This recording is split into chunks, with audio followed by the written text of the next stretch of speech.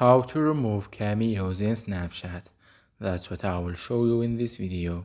But before we begin, make sure to subscribe to the channel and ring the bell to get notified whenever a new video is uploaded. With that said, let's get started. So go ahead and open up Snapchat, and once you do that, click on the Bitmoji or avatar at the top left corner. Then click on the settings gear icon at the top right corner.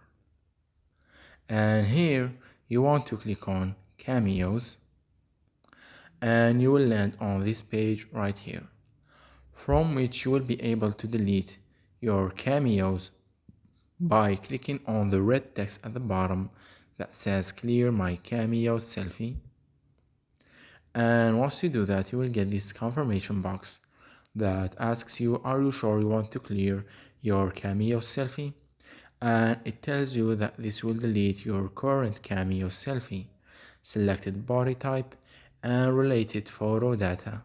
And you will have to take a new Cameo selfie to be able to access Cameos again. So once you are okay with that, click on clear to confirm.